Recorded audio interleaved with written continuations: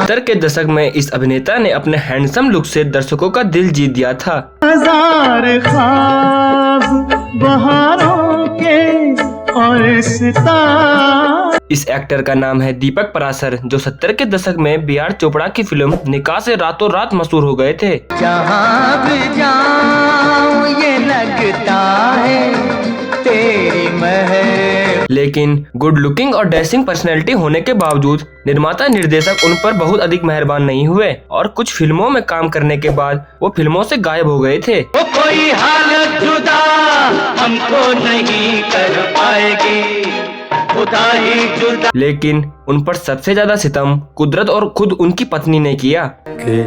चुपके रात दिन आंसू, जिसके कारण उन्हें जिंदगी में आंसू बहाने के अलावा कोई और चारा नहीं रह गया था। इस वीडियो में मैं मोहित 70 के दौर के जाने माने अभिनेता और देश के पहले मिस्टर इंडिया दीपक पराशर के फिल्मी कैरियर और निजी जिंदगी के बारे में ऐसी अनजानी जानकारी देने जा रहा हूं, जिसे सुनकर आप भी हैरान हो जाएंगे। तो आप बने रहिए हमारे साथ।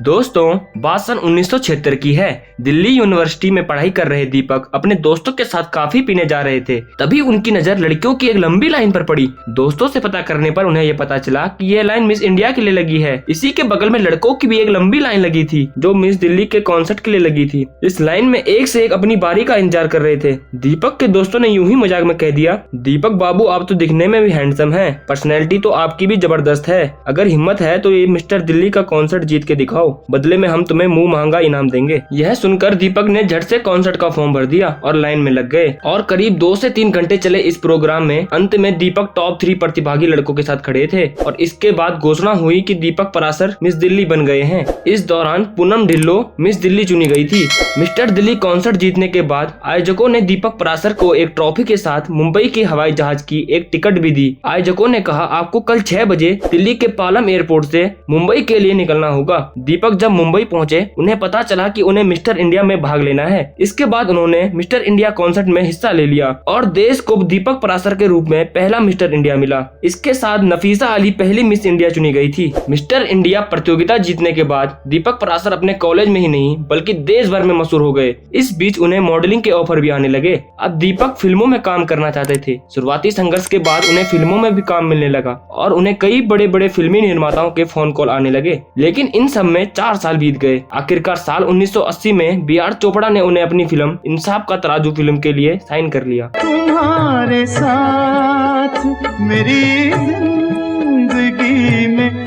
इसी फिल्म से दीपक ने फिल्मों में बतौर एक्टर डेब्यू किया। इसके बाद आप तो ऐसे न थे, प्यार की मंजिल, श्रद्धांजलि, अरमान, पत्थर की लकीर, अपना बना लो, इंसान बना शैतान, पुरानी हवेली, वक्त के साजादे जैसी फिल्मों में उन्होंने काम किया। कौन दिल को मिला आके तेरी बात। लेकिन गुड लुकिंग और डैशिंग होने के बावजूद भी दीपक को फिल्मों में खासी सफलता नहीं मिली। लेकिन साल 1982 में आई फिल्म निकाह ने उन्हें स्टार बना दिया। चुपके चुपके रात दिन आंसू। बी आर चोपड़ा की फिल्म निकाह में सलमा आगा और राज बब्बर के साथ दीपक भी अहम किरदार में थे। इस फिल्म से वैसे तो सलमा को पहचान मिली, लेकिन उनके पति के रोल में दीपक को भी काफी लोकप्रियता मिली। फिल्म सुपरहिट साबित हुई। इसके साथ ही फिल्म के कलाकार सलमा आगा के साथ दीपक पराशर को भी काफी लोकप्रियता मिली। अब वह अपनी डैशिंग पर्सनैलिटी के साथ साथ अपनी एक्टिंग के लिए भी जाने जाने लगे। दीपक ने इसके बाद बॉलीवुड की लगभग 50 फिल्मों में काम किया। साल 2007 में आई जैसी करनी वैसी भरनी उनकी आखिरी बॉलीवुड की फिल्म थी। फिल्मों के साथ साथ 1993 में आंधिया नामक धारावाहिक में भी उन्होंने डेब्यू किया। इसके बाद जी हॉरर शो चंद्रकांता, स्वाभिमान, कानून, रिश्ते, डॉलर बहू, कहीं तो होगा,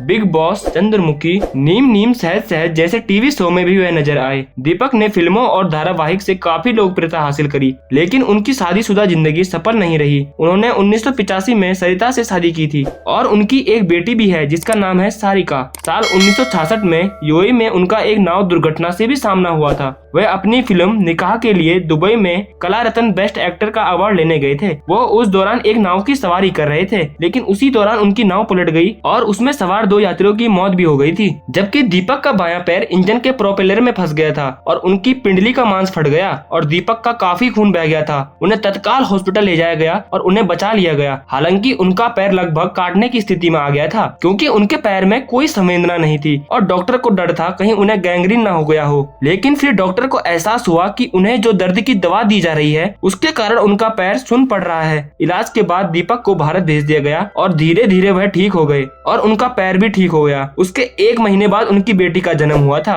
लेकिन जब उनकी बेटी मात्र 5 महीने की थी उनकी पत्नी उनको छोड़कर चली गई थी। 1998 में उनके पिता की मृत्यु हो गई थी, जबकि उनकी मां की 1999 में कैंसर के कारण मृत्यु हो गई थी। 2016 में उनको भी गले का कैंसर पता चला, लेकिन इलाज के बाद वे ठीक हो गए थे और आज दीपक पराशर 72 साल के हो गए हैं। तो दोस्तों यह कहानी थी दीपक पराशर की। अगर आपको दीपक पराशर के बारे में कोई और जानकारी मालूम है तो कमेंट करके हमारी वीडियो में जरूर अपनी राय दीजिएगा और हमारी इस वीडियो को लाइक करें और हमारे चैनल को सब्सक्राइब करें। धन्यवाद।